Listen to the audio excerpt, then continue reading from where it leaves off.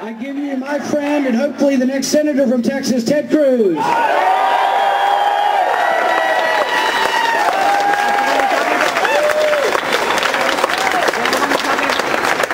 Thank you very much. God bless Rand Paul.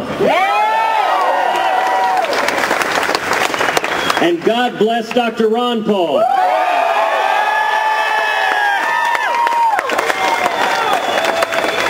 And God bless each and every one of you. We're taking over this country and we're bringing back freedom.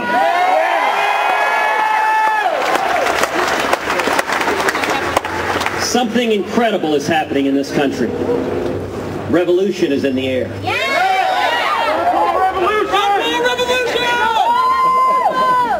I want to tell you three things.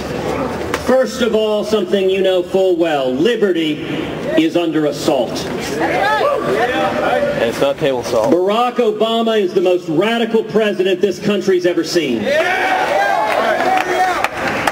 Obama is an unmitigated statist. No Obama, keep the change. No Obama.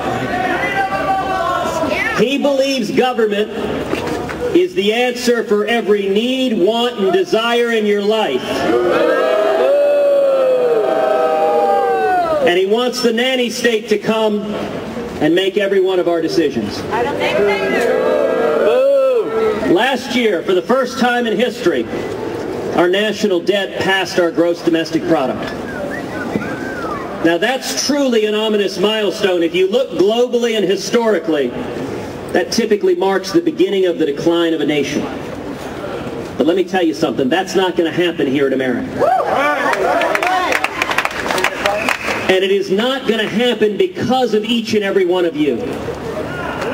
All across America, there is a great awakening going on. Millions of Americans saying, stop!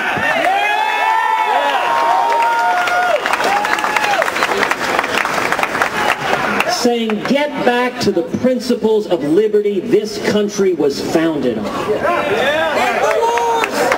End the war! And you know, the sad admission, Barack Obama didn't invent government spending. Republicans had been doing it for a long, long time before Obama showed up. No more! The truth of the matter is, Republicans had lost our way.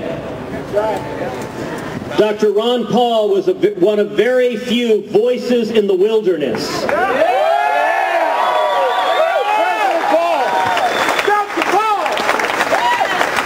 And I'll tell you, the best thing that ever happened to the Republican Party was to get its teeth kicked in 2008. In 1979, it took Jimmy Carter to give us Ronald Reagan. I am convinced the longest-lasting legacy of Barack Obama is going to be a new generation of leaders in the Republican Party who stand and fight for liberty.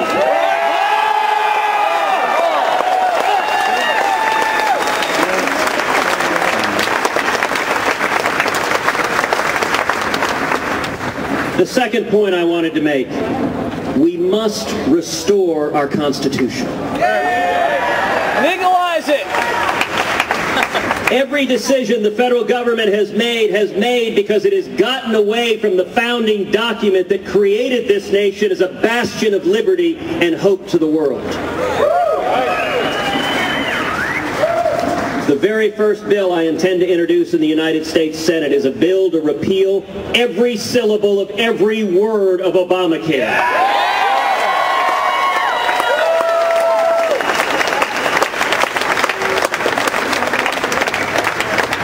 It's unconstitutional, it's wrong, it was arrogantly jammed down the throats of the American people, and we need to get back where we have liberty and not a government bureaucrat getting between us and our doctor.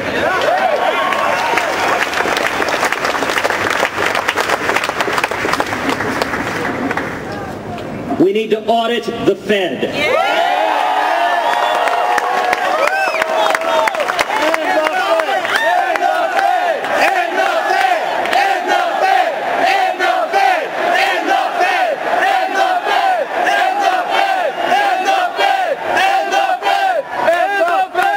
I have pledged to co-sponsor Dr. Ron Paul's Audit the Fed bill.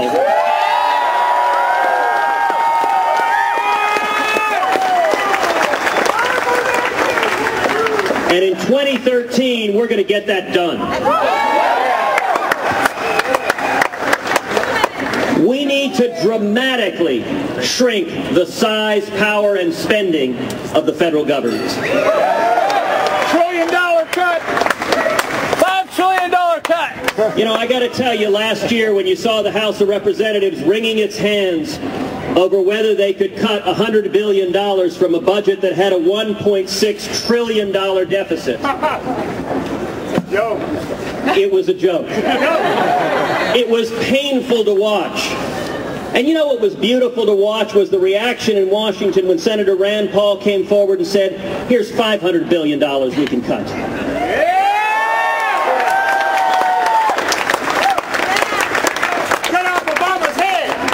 No, Obama. If any of y'all remember the old movie Crocodile Dundee, that's not a knife. This is a knife. Look, we need to eliminate unnecessary and unconstitutional agencies. We need to eliminate the Department of Education.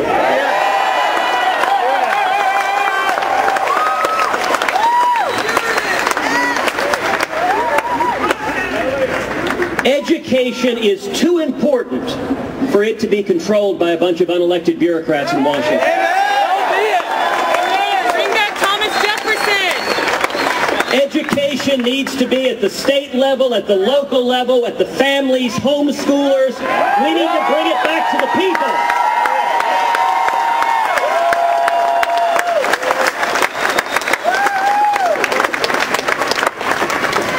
We need to eliminate the Department of Commerce. Yep. The Department of Energy. Yes. Department of Interior. The National Endowment of the Arts. Yes. DA. And I'll tell you what I'd most like to eliminate is the IRS.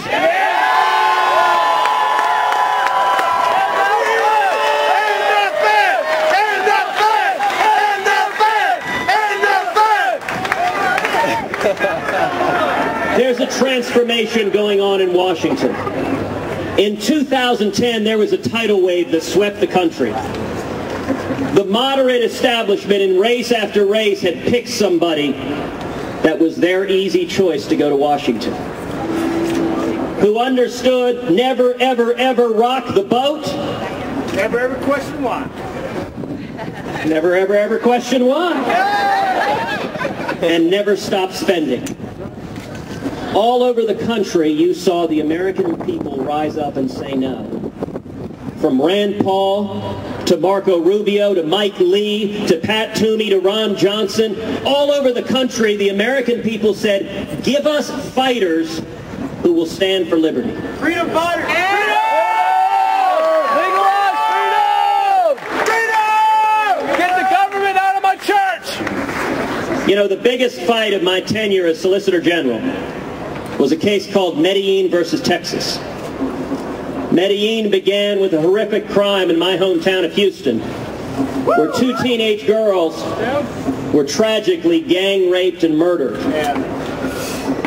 by an illegal alien who had lived here his entire life. The case took a very strange turn because the World Court, the judicial arm of the United Nations,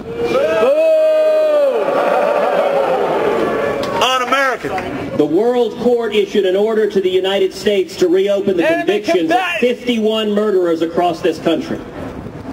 It was the first time in history a foreign court has tried to bind the U.S. justice system.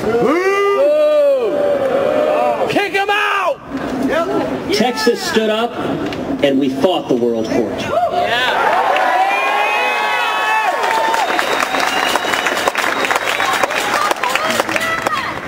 I had the honor of arguing this case twice in front of the U.S. Supreme Court.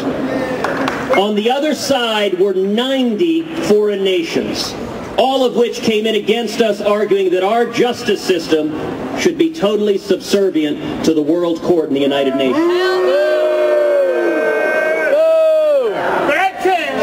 And also on the other side was the President of the United States. The President signed an order that attempted to order the state courts to obey the world court. Enemy combatant! Enemy combatant! So Texas stood up. We fought the world court.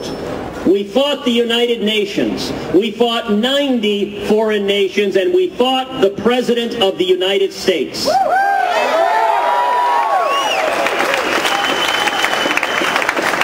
We defended U.S. sovereignty, and we won 6-3.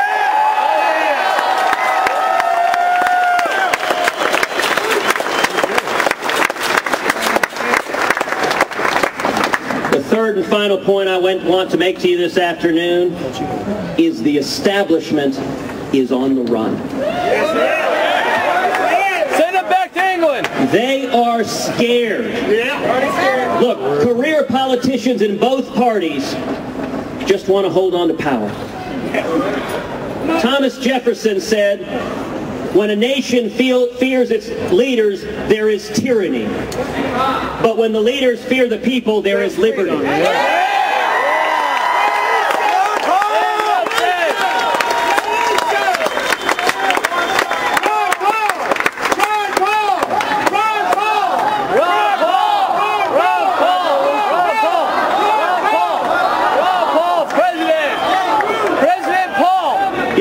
To say, when I came out here this afternoon, I was curious to see if there was going to be yellow crime tape surrounding the Capitol. My main opponent running for U.S. Senate is Lieutenant Governor David Dewhurst.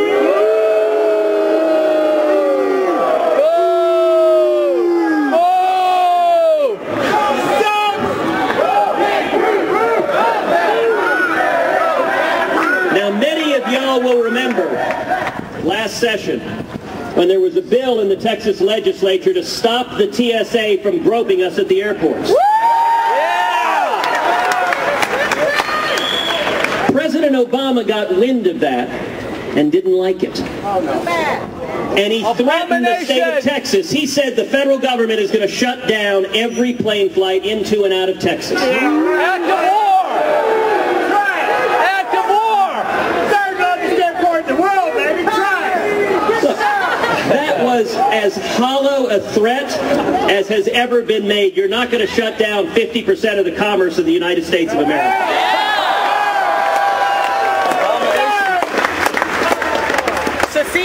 But you know, Lieutenant Governor Dewhurst didn't want to stand up and fight. Down with Dewhurst! Dewhurst is with them! He asked a liberal Democrat to round up the votes to kill the bill that would have stopped the TSA from groping us at the airports. Dewhurst is a traitor! Traitor! He's spending $1 million a week attacking me in this campaign. And you know what? We're winning.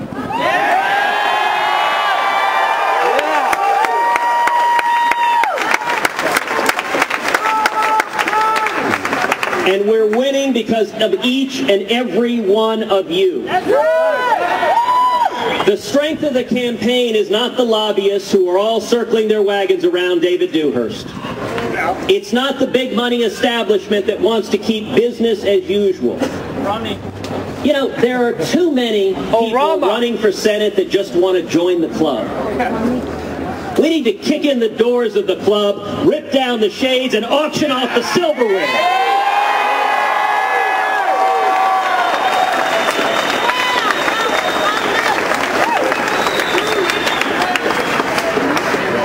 Liberty for me is not something abstract and academic. Like for every one of you, it's real, and for me, it's very personal. My dad was born in Cuba. My father, Rafael Cruz, is here.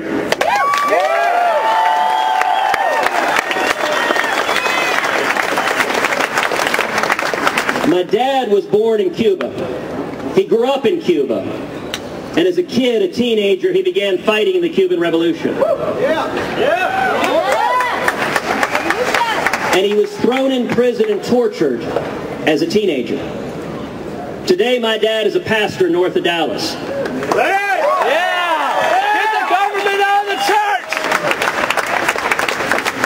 To this day, his front teeth are not his own because they were kicked out of his mouth when he was a teenager in a Cuban jail. So if you see him afterwards and he has broccoli or something in his teeth, don't say anything to him. He fled Cuba in 1957 and he came right here to Austin, Texas.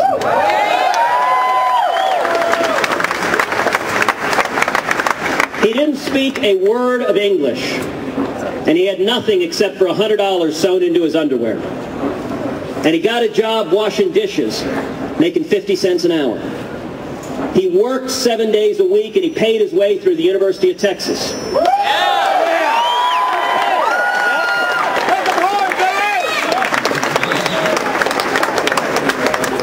My dad and my mom ended up starting a small business, a seismic data processing business in the oil and gas industry. And so I grew up in Houston as the son of two small business owners. I'll tell you, when I was a kid, my dad used to say to me over and over again, when we faced oppression in Cuba, I had a place to flee to. If we lose our freedom here, where do we go? That's right. We ain't going nowhere. Lock and load. Come and take it. There's no question that better explains why I'm running for Senate, and there's no question that better explains why each and every one of you are out in the hot, blistering Texas sun, because we're going to defend liberty.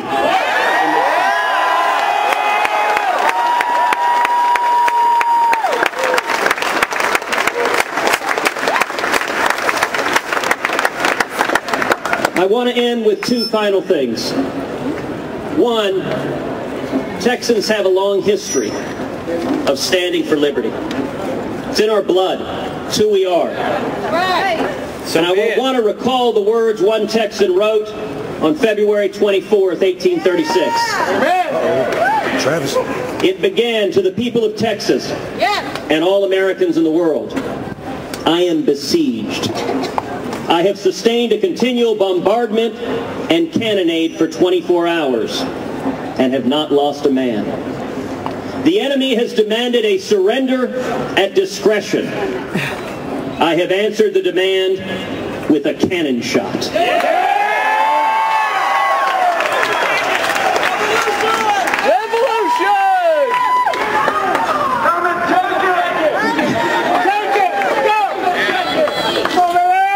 And our flag still waves proudly from the walls. I shall never surrender or defeat. That's right. Then I call on you in the name of liberty, of patriotism, and of everything dear to the American character to come to our aid. If this call is neglected, I am determined to sustain myself as long as possible, and to die like a soldier who never forgets what is due to his own honor and that of his country. Victory or death. Amen. Liberty or death.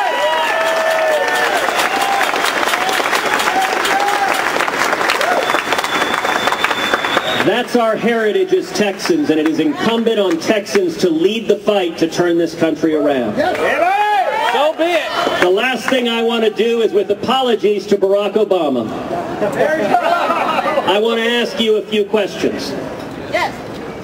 Can we restore the Constitution? Yes, we can. Can we retake the U.S. Senate? Can we retire Harry Reid? Can we repeal Obamacare? And can we retire President Barack Obama?